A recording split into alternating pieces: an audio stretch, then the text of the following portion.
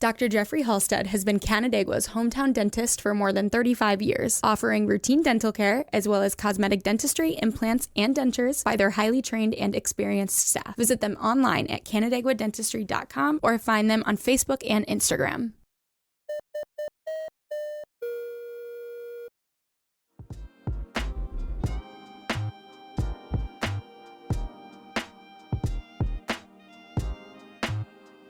All right, welcome back to Inside the FLX. Today we are catching up with Sheriff Brian Schenck for an update from Cayuga County. Sheriff, thanks so much for being here. Thanks for having me again, Josh. I appreciate it. So you guys are getting ready for another community survey to go out. Talk to us a little bit about that.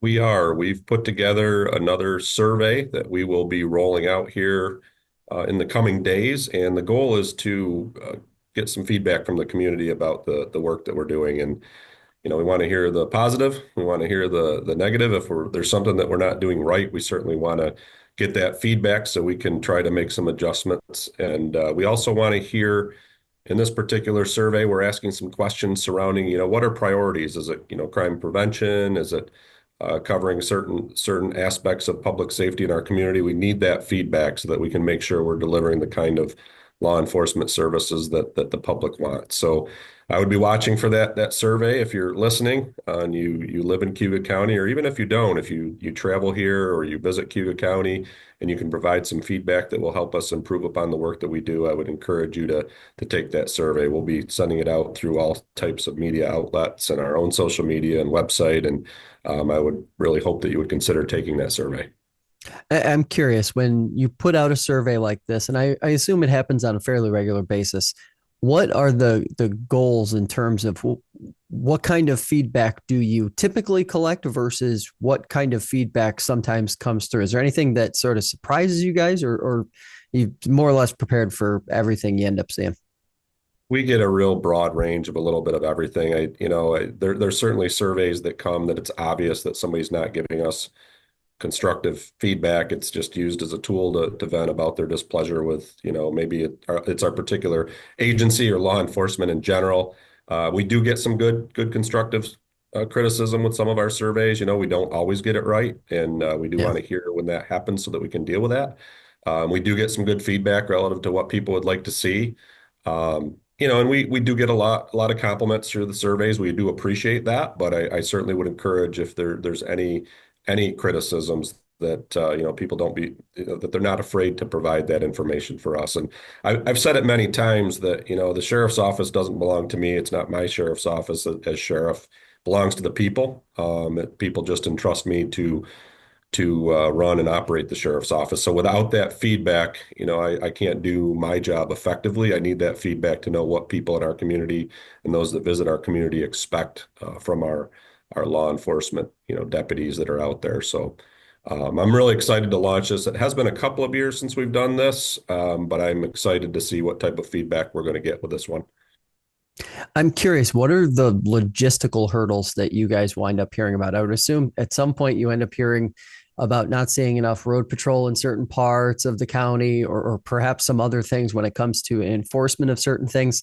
How do you sort of, is this an opportunity to see where maybe those hot spots are?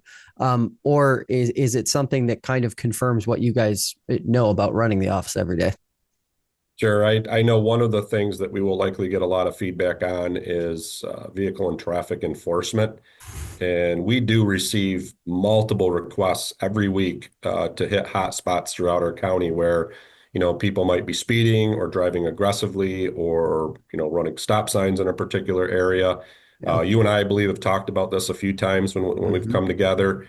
We will get quite a few survey responses where there'll be requests for, you know, additional traffic enforcement in areas because of this aggressive driving and speeding. But, you know, I could just mention that it will be helpful if we get a number of surveys that hit on a particular area where this is prevalent. We'll try to dedicate some resources, but it's very challenging with the number of road patrol deputies out there to really hit all of the areas where people would like to see us. But that will be an area, I'm sure, in the survey where we will see a lot of requests for additional vehicle and traffic enforcement.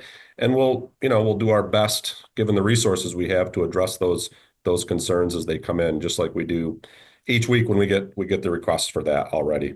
Sure. Before we jump into some of the other topics here, I'm curious. We're probably about 3.5 to 4 weeks in on the school year. How have things been on that front so far for you guys in Cayuga County? So far, good. We have been addressing some minor issues here and there. We just talked about vehicle and traffic enforcement. We've been trying to, hit the school zones for speeding and have a presence in our schools. That's been an area that we always try to focus on. We've also been working with our local threat assessment team. I believe you and I have talked about in the past. We created a multi-agency threat assessment team to deal with any type of threatening behavior that presents in our community, especially if it's linked to our school districts.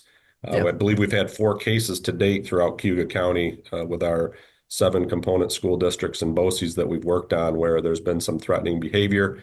And our multidisciplinary team has come together. It's comprised of our agency, Cayuga County Mental Health, the Auburn Police Department, Cayuga County Social Services, and Cayuga Centers. We come together, we take that threat or whatever might be presented from a young person that's going to one of our area schools, and we start to work on that in a combined effort to get that individual on the right path and make sure that they're not heading down a pathway of violence. So, most of these threats that we see, are transient. They aren't anything that really develops into anything we need to be concerned with, and we can get folks on the right path. But we have had some concerning ones that we stay right on top of and just make sure that we do everything we can to prevent, any headlines in our community. And I don't say that. I certainly don't want to scare anybody in our community, but, no community throughout the country is immune to this potential activity. And that's why we need to take every threat that we hear, especially today, very seriously. With everything that's on social media, we're constantly bombarded with active shooter incidents and things that have happened throughout the country. Unfortunately, our kids are seeing this every day too. And if somebody's struggling and they're seeing these things, it could, potentially have some negative consequences. So we're taking that serious. We've been, active with 4 cases, I believe, this year. But I feel very strongly that we're doing everything we can to prevent that type of activity in our community. And we continue to expand upon that threat assessment team to roll that out into the broader community. So we're not just focused on schools, but preventing violence throughout our whole community.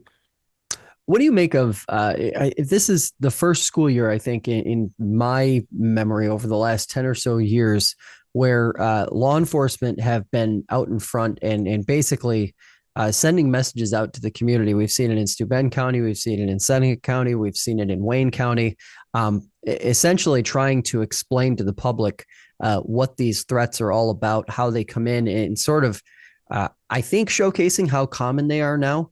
What do you make of the messaging that you're seeing now from other law enforcement agencies, not just your own, but across the entire spectrum on that front? Well, I think it's good that these agencies that have had these threats occurring in their communities are getting out in front of it to let the community know, hey, we are on top of it. We are aware of them. We are investigating them. Because I think there's a lot of unease out there. I think individuals that work in our schools and certainly parents and everything that we see on the news every day, it does have people concerned and on edge. So I think it helps, put people at ease to know that we are working on those. I also think that it's key that the community understand, all of our communities, not just here in Cayuga, but beyond. Our communities need to realize that we need help in this effort. So when I talk about our threat assessment team, we can't do anything if we don't know that there's a concern. So if a parent or a teacher or somebody sees something threatening on social media or hears a young person or anybody in our community exhibit threatening behavior, we need people to know that, you're part of our team. You've got to let us know that information. So I think agencies getting out in front of this and, releasing this information about the threats, I think it sends the message that, hey, this is going on right here at home. We need your help. We need you to let us know when these things are presenting. We need to know if you're seeing something. And if you see something, say something. Reach out to your local law enforcement agency. Whether it's a phone call, whether it's through a tip app, like our Safer Watch app that we're using, whether it's via a website, we're all in this together. This is a community problem. Law enforcement can't solve it alone. Fortunately, the overwhelming number of these threats are, coming from outside our communities and are not valid, but we do need to have that information when it occurs. But I am glad to see that agencies are getting out ahead of this issue. Yeah, I have to ask. This is jumping a little ahead here in our schedule of things to talk about, but whether it's the website, whether it's the app, all these different tools now that law enforcement agencies like the sheriff's office in Cayuga County have at their disposal. How much does that help in terms of moving through investigations, collecting information, uh, perhaps a little bit bringing everything together rather than having to reach into so many different places to try and collect information for you guys? It's extremely helpful, and we need those tips. We need that information.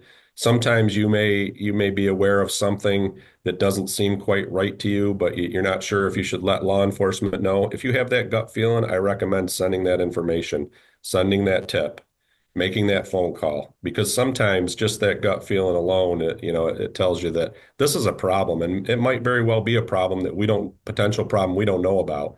So it's great to have all of this technology. We just need people to send us this information. And I find too, with the technology today, in many cases, tips can be sent anonymously. And I know Yep. there are many people in our community that are a little concerned about getting involved. I don't really want my name attached to this. I don't want to be highlighted as being connected to this. You can send it anonymous. Every law enforcement agency has some platform to do that. Look for those apps, look for those websites, look for those tip lines. Send that information anonymous. I get all of those tips here. I'm copied on those at our sheriff's office. I see them every day. I know what's coming into our staff here. A lot of them we can sift through and we realize right away that it's really not a useful piece of information, but quite often we do get tips that are very useful into solving serious crimes or preventing potential violence in our community. And I think sometimes the individuals that send them don't realize just how valuable those tips are. So any information is valuable. Please send it. Can you sort of paint a real life picture here for us? Any recent cases or any cases in general that you can think of in the last couple of years where tips through the app or through some sort of online platform have actually manifested itself in you guys being able to either make an arrest or perhaps make progress in a case that if not for that wouldn't have been doable?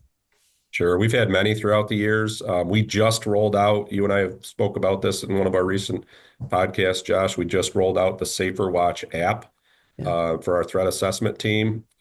We did have a case here, and it was a felony larceny investigation at Bass Pro Shop here outside of Auburn, where some batteries were stolen, and we had an individual that was on camera, but couldn't identify him. We actually had somebody identify this individual through our Safer Watch app, and we found that he lived in Pennsylvania, so a long ways away.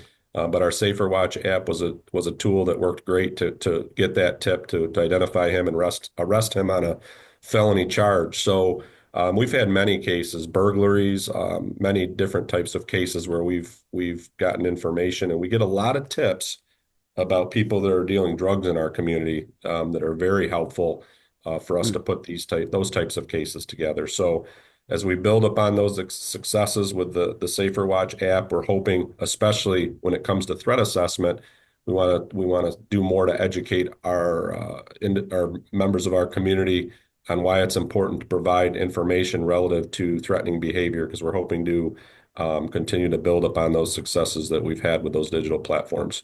Absolutely. More information is always better. Let's talk about the Connecting Bridges program, or I guess outreach event that's happening tomorrow evening, I believe. Yeah, it's September 24th. So Wednesday, the 25th, you guys have something going on. Tell us a little bit about that. Sure. So tomorrow from 6:30 p.m. to 8 p.m., I will be joining Auburn Police Chief Jim Slayton and our District Attorney Brittany Antonacci at the Booker T. Washington Center in Auburn, which is on Chapman Ave in Auburn. We will have a Connecting Bridges event. It's been a year or two since we had one of these events, but it's an initiative that we started some years ago in partnership with the Harriet Tubman Center for Justice and Peace and Bill Berry, who was then the chair of the organization. Bill is still involved with this initiative, although he's not the chair of the organization anymore. He helped put this event together, and the whole goal is to give the community the ability to come together with the three of us and learn about our agencies, but also have the ability to ask some questions, to get some answers to some things that may be of concern to them in the law enforcement arena.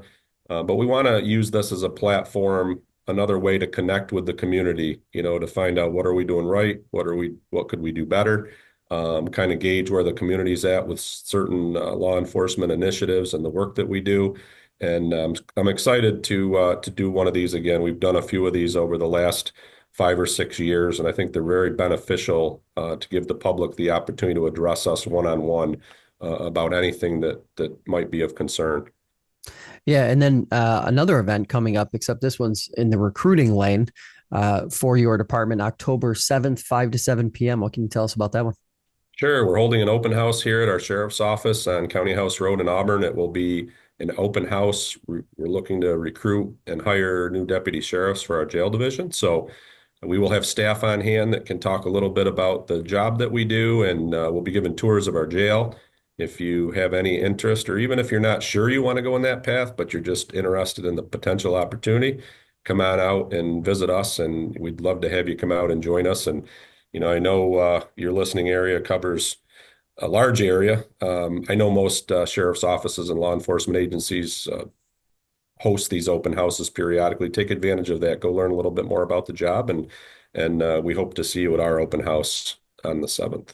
Yeah, absolutely. And last topic here, I want to talk a little bit about uh, exploring the idea of an animal abuse registry. Now, this is interesting because we've seen a number of pretty high profile animal abuse and animal neglect cases across not just Cayuga County, but Wayne County, Ontario County, down in Yates County as well. I'm thinking of some that I've just seen in the news in the last 8 or so months. What was the impetus for this idea, and what's that conversation looking like right now in Cayuga County? Sure. So I've had some discussions with the executive director of our local Finger Lakes SPCA here in Auburn, Nick Laprisi. We've discussed the potential benefits of creating an animal abuse registry here locally, and it's been done in 2 or 3 counties throughout the state of New York. It's a relatively new idea, but I think there could potentially be some benefits in our community here. And essentially what would happen in these cases, if we establish a local law to establish this registry, anytime somebody is convicted of any type of animal abuse crime in Cayuga County, we would take their information, basically their photo and what they were convicted of, and put them in an online registry so that if anybody was ever, trying to adopt an animal or secure an animal to have as a pet, they could go on, people could go online if they had that pet and see if this individual potentially is on this registry and has any prior convictions for animal abuse. And our goal would be to make sure we're doing everything we can to keep individuals that abuse animals or don't take care of them the way that they should from getting more pets. And we see this all the time. I know the SPCA sees this all the time, that somebody may lose their pets because they didn't take care of them, or they may have gotten in trouble for abusing them.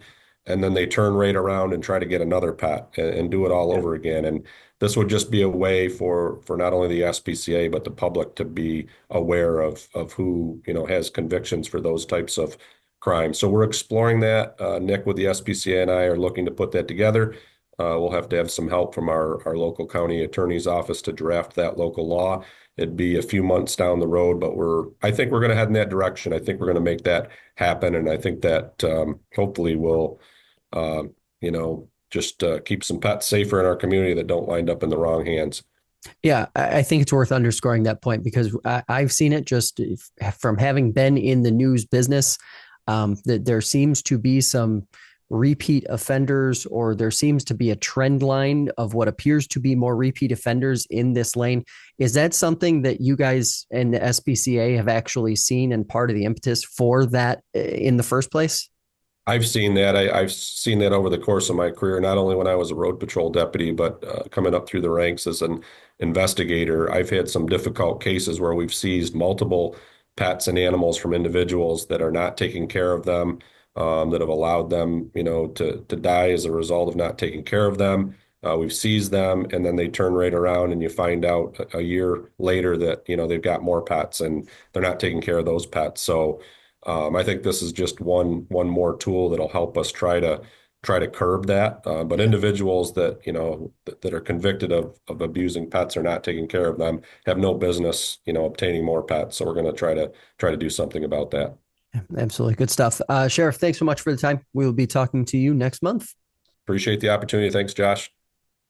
Thanks for watching and listening to this episode of Inside the FLX. Check the show notes for links to everything we discussed today. And remember, new episodes of the show drop every Monday on YouTube, Spotify, Apple Podcasts, and the iHeartRadio app. If you have a question or a suggestion for a future episode, email news@fingerlakes1.com and download the fingerlakes1.com app for the latest breaking news. For the entire team here, thanks for joining us, and we'll see you next time.